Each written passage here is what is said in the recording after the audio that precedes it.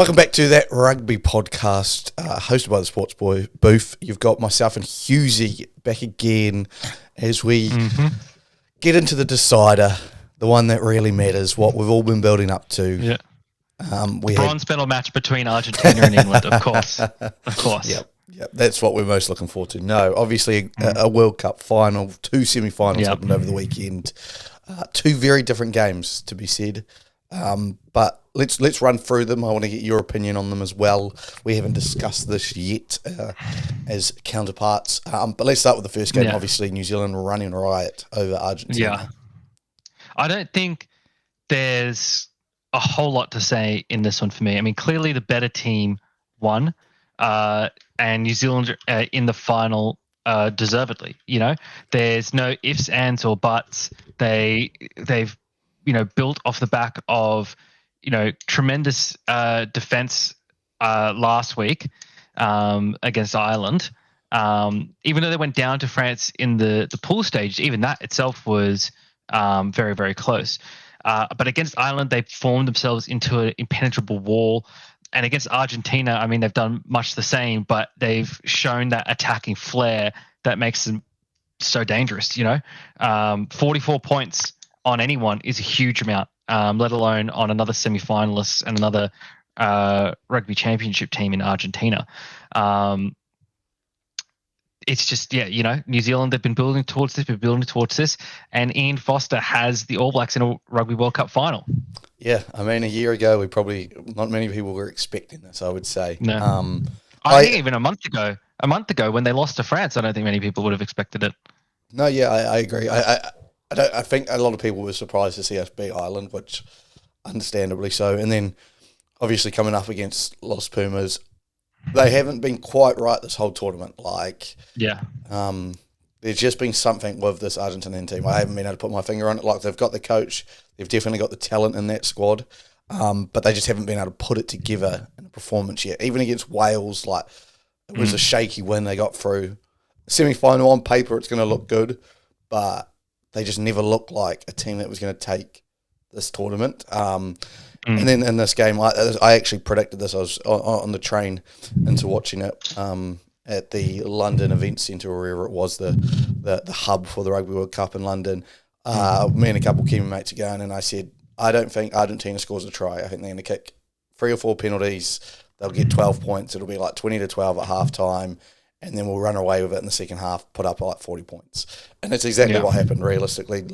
Argentina kicked in a couple early penalties, but New Zealand just too dominant. And the way we've defended the past 2 weeks just has me believing that we can win this Rugby World Cup. And it sits there, and it's I think it's more of a credit to just about Ireland of how they scored 24 points against us.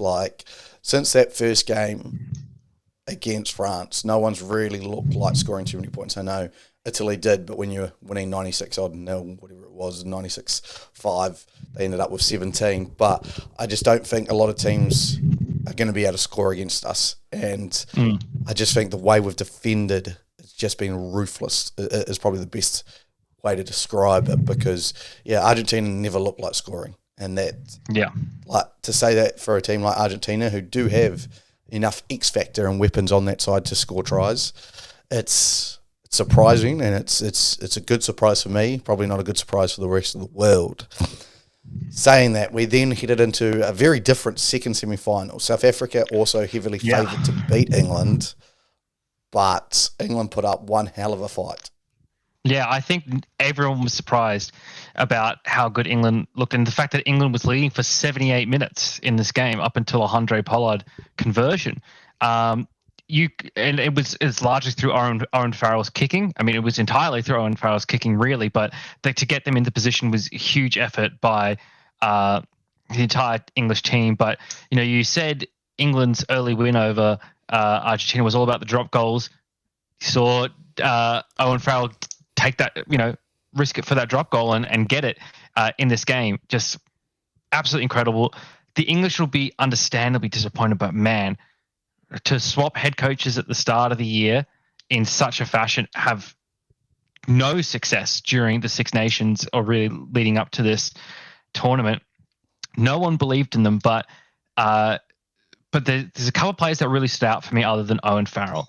One of them was Joe Marler. I think he had a blinder of a game, and at times he even held Owen Farrell, the captain, back from mouthing off to the referee too much. And Owen Farrell was penalised a couple of times for that. I feel like Joe Marler was, while he was on the field, really kept a level head for this team.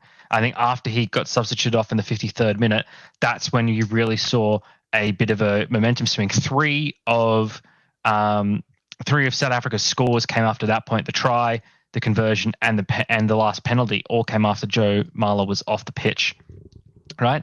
And then Courtney Laws had, you could chuck Ben Earl in there as well, but Courtney Laws had just an incredible game, like all over the ball, great carrying, just a fantastic effort from him. And you could see the talent that's there in this England team, and they'd be so disappointed to have missed out on another final and to lose to South Africa again, because they played a hell of a game. They played probably the best game you can play against South Africa. That was South Africa ball.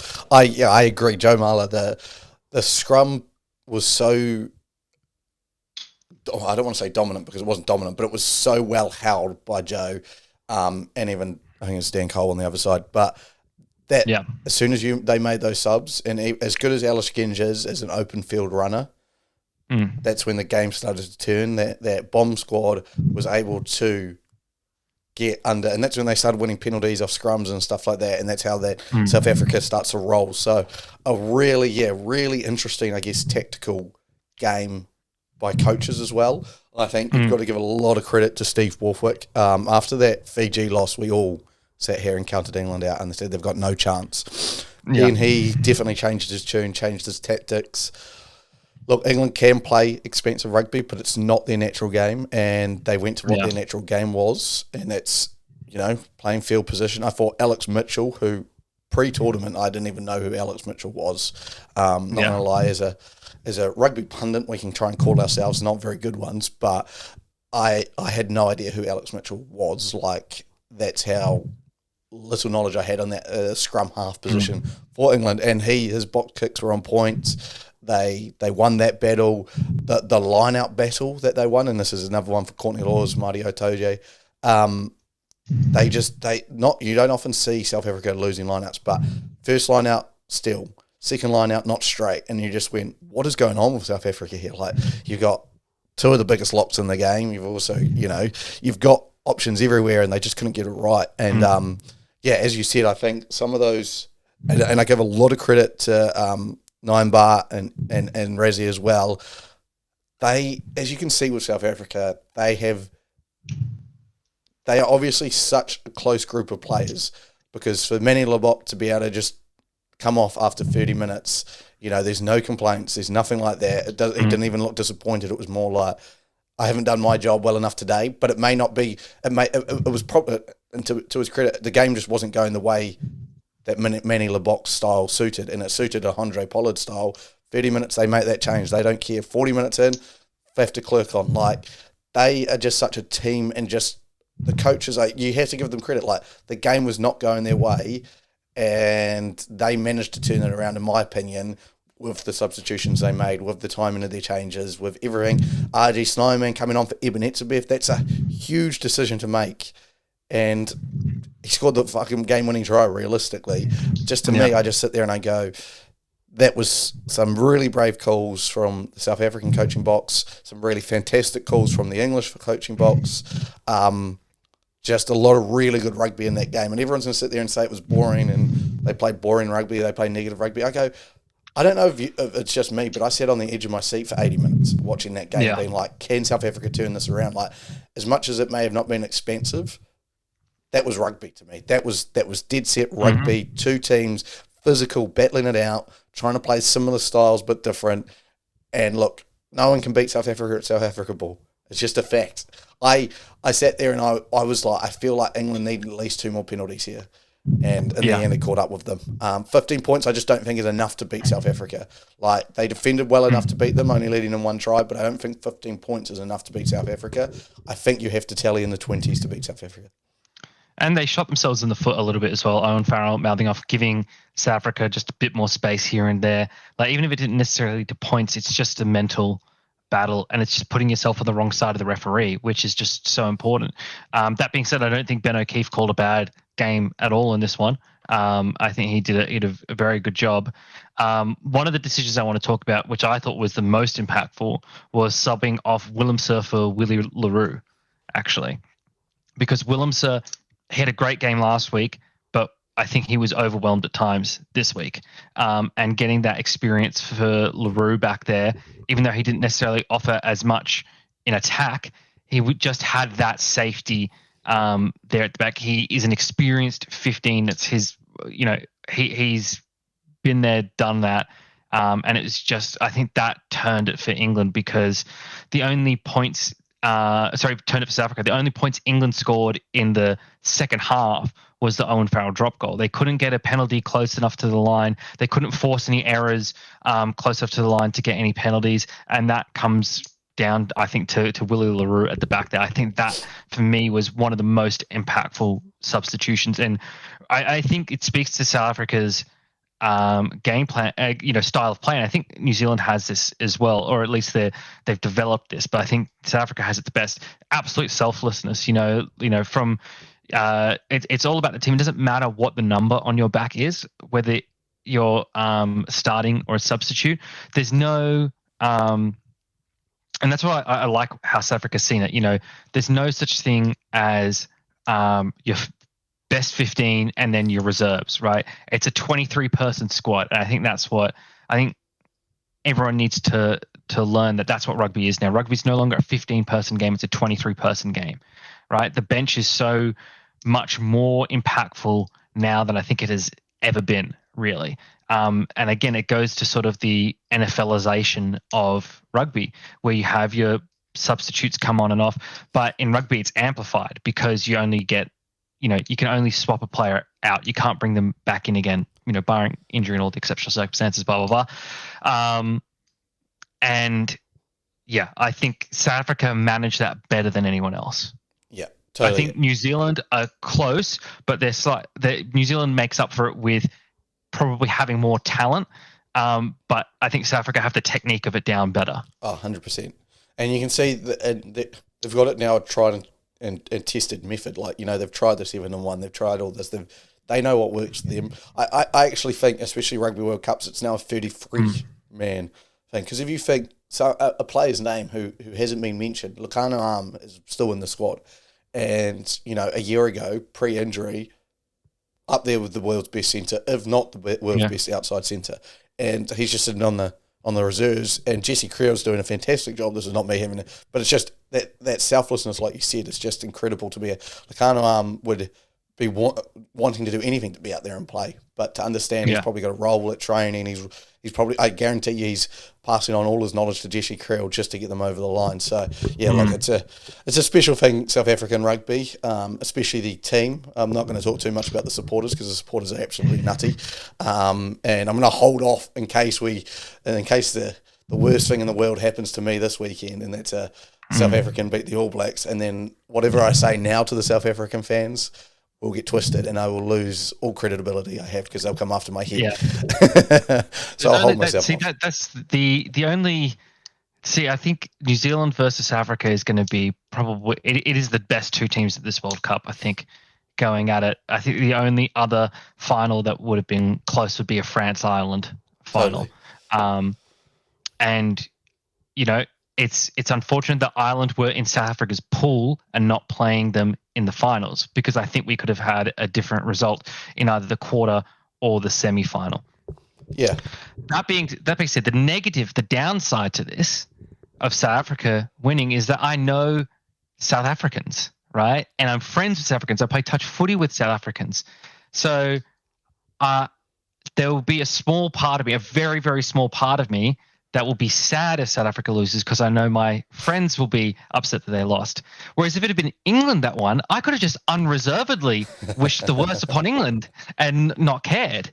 I could have been 100% All Blacks. I'm 99% All Blacks in this game, 1% South Africa, just out of pure sympathy for the people I play touch footy with.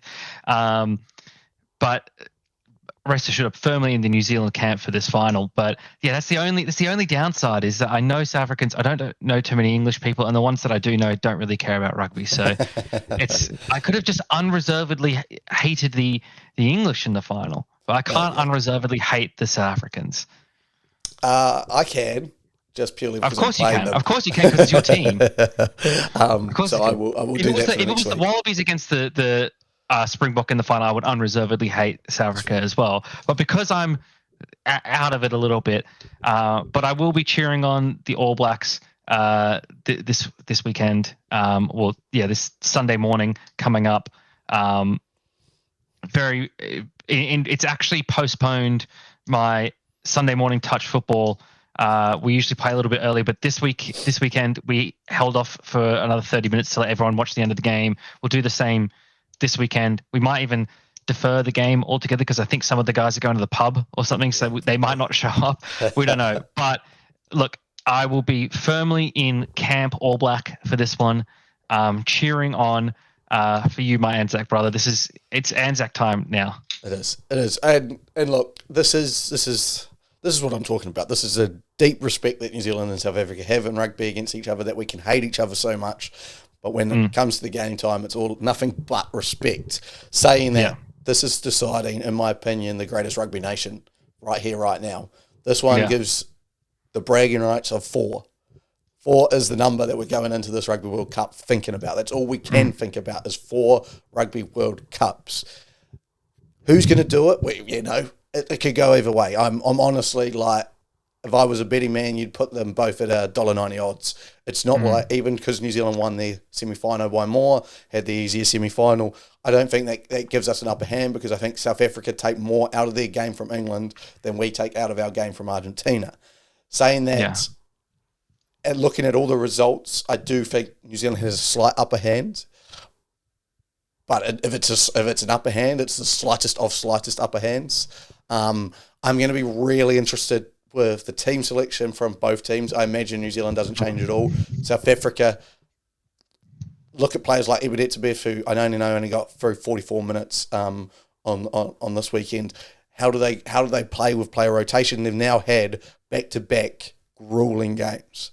So how does that play on their mind? The All Blacks had the luxury of getting Scott Barrett binned in the 66th minute and just deciding not even bring him back on. So they played with 14 men for the last 14 minutes because they had that luxury of the scoreline. So there's just 2 very different performances, 2 very different games that have probably weighed on the teams differently. But a Rugby World Cup final is South Africa's home, as far as I'm concerned. They love a Rugby World Cup final.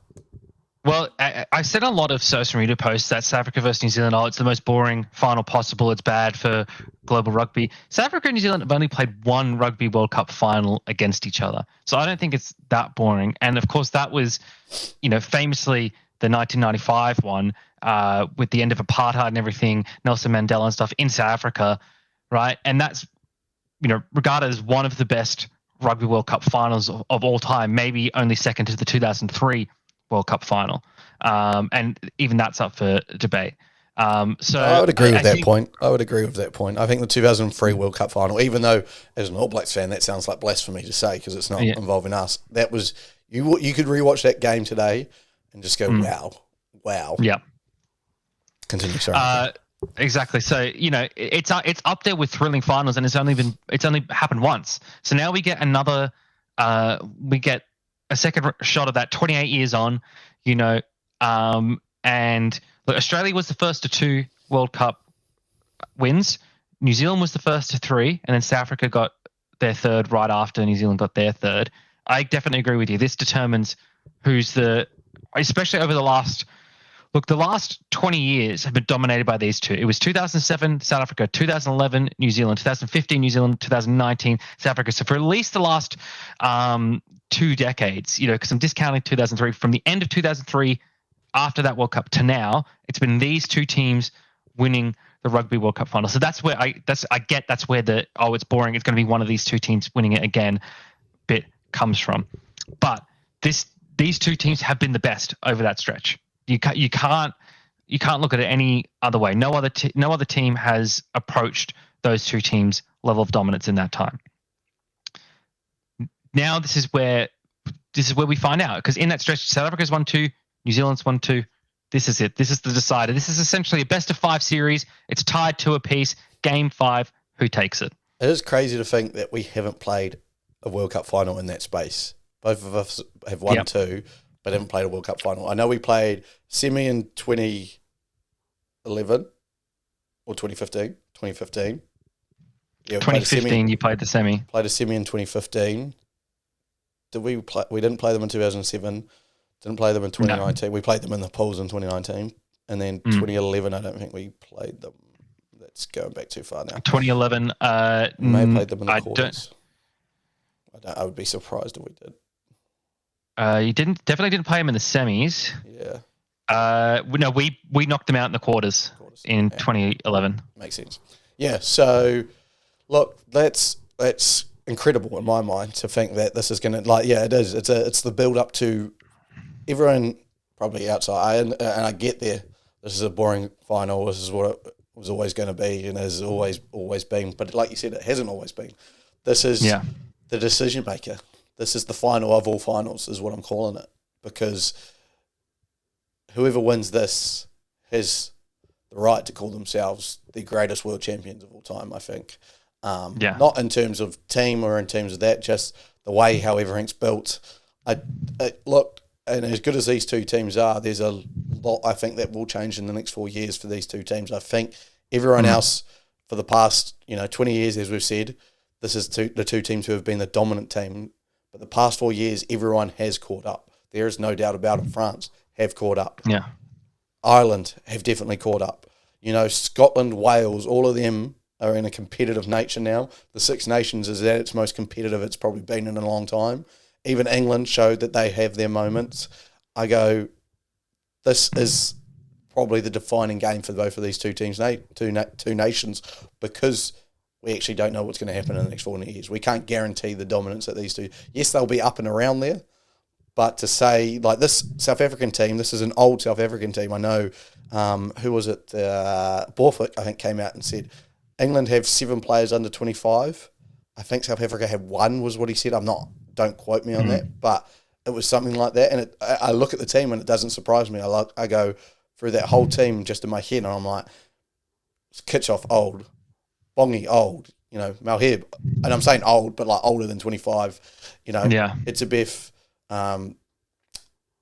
Mostert might not be, but you got Sia, you've got Vermeulen. You just sit there and you go, look, yeah, there's definitely always talent coming through South Africa, but it is different. And if we look at the under-20 world champs that happened started this year, I think it was, France took that out in a convincing fashion. So, look, it could be this is the end of the 20-year dynasty of one of these two teams if they don't get a win here. I obviously hope not, but it's definitely something that you've got to think about, just the way rugby's moving, the money there is in France, everything that's going on, especially we talk about you guys as well, Australia, where you're sitting at the moment. It's a very interesting time for the Southern Hemisphere rugby. Yeah. There was a good actually a signing the other day by the Waratahs from this young second row, which is something we desperately need, who went over to play in Toulon straight out of Waverley after high school. I'm forgetting his name now, but I need to find it. But he's over 2 meters tall and he's come to play for the Waratahs, so I'm very excited for that. I need to find his name. If I was Australia Rugby, and if I was Australia Rugby, and I'm going to probably pitch this to you as well. Got his name. Miles Amatosero. Oh, yes. I've heard that name thrown around because it was happening and then it wasn't happening and then it was happening, so it's happened. Yeah, it has happened. Awesome. Yeah, if I was Australia Rugby, and this is more pitching a question to you, would you go and sit there and negotiate with teams, or like a French rugby team and a English rugby team, and go, you can sign some of our younger talent, they can make some money, and then we have the rights to them, so on and so forth. Alas, I'm saying this because you look at players like Nick White, Dave Porecki, even probably this fella, they've gone over there and they've come back better players. So would you be trying to build a relationship with a club over there to say, hey, this younger player, as much as we want him in Super Rugby, he wants the opportunity to make some money. We let him go to you. Could sign him for 3. You could sign him for 3 years. 4th year, he reverts back to us. So he signed a contract with us. Yep. For 4 years. 3 years of that, he's on loan to you, and that way it helps build the relationship with the player as well. Like, this is why you should come through our development system, because we can get you those bigger contracts overseas. You go play for Toulon, for example, for 3 years, then you come back here for your 4th year for the Rugby World Cup, something like that. Could be an idea. Yeah, it's not something like I'm like, I love the idea. It's more, how do you keep those players wanting to play for Australia but able to make the bag in the end? Like, this kid's probably made a decent amount of coin. And if we look at it, like, Dave Perucci stands out to me. Like, he was a nobody coming back from England and just absolutely knew how to play rugby after that. And Nick White, I think, has the same amount of respect for that type of rugby, where if you can learn more about rugby and become a better rugby player over there, and it allows someone in Australia to still pick up a jersey. And I know, obviously, like you've talked about it, the locks probably weren't the greatest part of the Waratah squad, but there's more rugby being developed then, in my mind. Yeah. You've got more players playing at a professional level, which is where you need them playing if they're going to be any good. So, look, just 100%. a thought. And look, you look at this Wallaby squad from this tournament, the 2 best players, Angus Bell, who was here in Australia, and Will Skelton, who was over in France. So both places you can learn and develop and be a really good rugby player. It is just about retaining that talent, because the Super Rugby Australia squads don't have enough depth, and that shows. And then that also shows in the Wallabies, because then the Wallabies doesn't have enough depth. So it's about retention, right? To put it in sort of corporate terms, right? You have recruitment, remuneration, and retention is like a key focus area for a lot of businesses. Boards have committees dedicated to what they call the 3 R's, and that it is one committee that looks at what a company is doing about that. And that's what Australian rugby needs. They need a recruitment, retention, and remuneration committee. So you recruit the players, how do we retain them, and how do we pay them? And the remuneration part of that is a big factor often in the recruitment and in the retention, but there are other things that you can offer them as well. And that's why I think sort of the centralization or the alignment of the high performance pathways of identifying players in these systems and saying, look, this is your training that you need to do. You've been identified by the Wallabies as a potential future Wallaby candidate. This is how you train. This is how you get better. Or you do it across all the clubs and you say, like, you're in the Waratahs system now. This is what the Wallabies have set for training programs, goals, whatever, to be considered for Wallaby selection. You need to hit these targets. You need to do this, this, and this.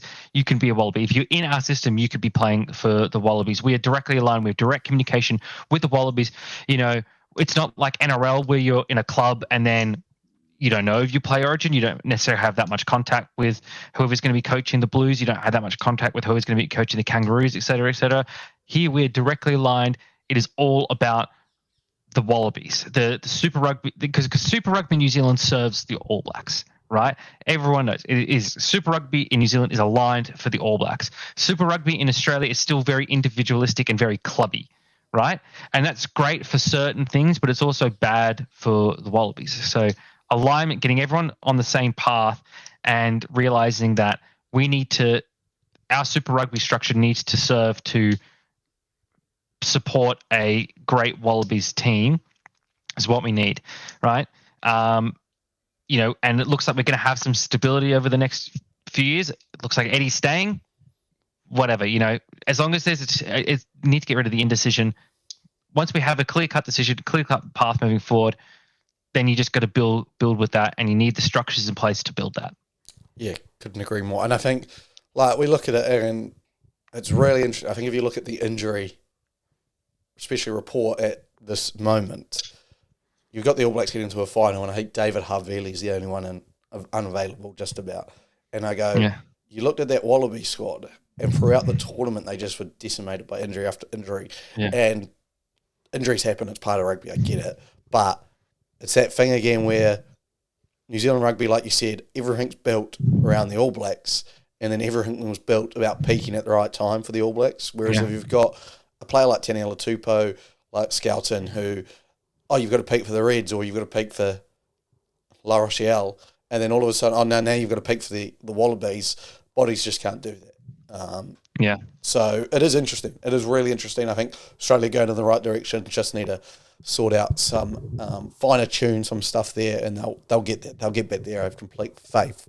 Okay, mate. Finals prediction. What have you got for us? So you want the score and all that as well, or you just want the result? Score. Obviously, who wins comes from the score, and give me a player of the match. Okay. Whew. I am going to say it will be 33-30. Player of the match, Beauden Barrett. I think he's going to have a big one. I think he's going to have a big one there at the fullback position. Obviously, that's New Zealand way. I should say 33-30 New Zealand way. Oh, I had to wait. I think we all had to wait with bated breath about who you were going to say was the MVP, and that decided who. yeah. And I think Beauden Barrett, I think he's in line for a big game like what he had against the Irish, where he controlled so much of that game and prevented the Irish from doing so much. The only other alternative I could possibly see is if Will Jordan puts on another 3-try performance. Like if all of New Zealand's points come through Will Jordan, then I could see him being player of the match, But short of that, I think it's going to be Beauden Barrett. Maybe Richie Mo'unga could be in there as well if he, there's. I think those are my 3 key pieces for New Zealand of who could be man of the match. But Beauden Barrett for me, it seems like this is his potentially last World Cup. And might want to. I just feel like he's going to control the back end of the game and prevent South Africa from doing a lot of what they want to do. I think he's just so rock solid at the back there that it's going to be difficult for South Africa to do much against him. Yeah, totally. I'm not too far agree. I think you've probably got a bit more high scoring than I've got. I think the Rugby World Cup final. They've come to the end of their journeys. It's been a rough journey for both teams. Tough tumble. I'm going to go 24-16 to the All Blacks. And there's one man that I think is going to be MVP. And I think it's going to take an unhuman performance from him. And he's basically that anyway. It's Ardie Savea, of course. Of course. I'm talking about anyone else. If we're going to win this game, it's going to take something special out of that man. And the other option I will give is I do remember a performance by a specific individual not too long ago when we whipped the South Africans' bottoms 35-20. And Shannon Frizzell, if he's on and he plays the way he did, like he did at Mount Smart Stadium, he could also put his hand up. We need one of those two to have just a athletically gifted performance and to dominate physically against the South Africans because that's what they do best, and we need someone to counter that. So I think Ardie Savea is going to have a huge game. I think he's been building nicely to have his best game in the final. I think a few turnovers, a couple of runs here, a few broken tackles, a try to top it off in the final minutes to send us home world champions. Would just be lovely. Would be lovely. Last 2 World Cup wins, the victor has scored over 30 points. So I'll just chuck that out there for you. Yeah, fair call. Fair call. It could definitely happen. I don't think both teams are scoring 30 points. That's probably my thing, and I think it's going to be a closer game to allow that. But this is a game where no matter what we could predict, the opposite could happen. Like I do remember a performance not too long ago where it was 35-7 to South Africa. I'm not forgetting that. I'm not forgetting that happened. Like that was at Twickenham. That happened pre-World Cup. We were in disaster mode. But now we're here. A Rugby World Cup final. So, last thing for the podcast today, I'm just going to give the boys a little prep, a little speech. Look, as New Zealanders, all we do is play rugby. Especially myself. I don't do a lot else. There's not a lot else I'm good at. To be honest, I'm only half decent at rugby as well. But I'll consider myself even better because I'm a New Zealander. So, to all the lads out there, please, for the love of God, bring it home. Not just for me. You're doing this for the whole rugby world because what you will do is be able to stop the South African fans from saying they're the world's best rugby nation in the world. You know what I mean? So, if anything, don't do it for me. Don't do it for New Zealand. Do it for the whole rugby world. because those South Africans will come for everyone if we do not stop them right now. Thank you. All right, mate. Big weekend ahead. We will be back after the weekend to run down absolutely everything that's happened in the final and look forward, I guess, to what is next on the horizon. Super Rugby will get underway, not in the too far distant future. We'll probably have some pre-season games soon, I imagine. The WXV is well underway for women's rugby, which I think is an awesome initiative that they've got going. Unfortunately, we can only cover so much, and with the Rugby World Cup on, we're covering that. But we will get back onto women's rugby because New Zealand actually lost, so maybe that's why I didn't put it on the run sheet today. But yeah, for now, thank you for joining us. I've been Luke. He has been Husey. We have been That Rugby Podcast. We will see you next time. Goodbye. Peace.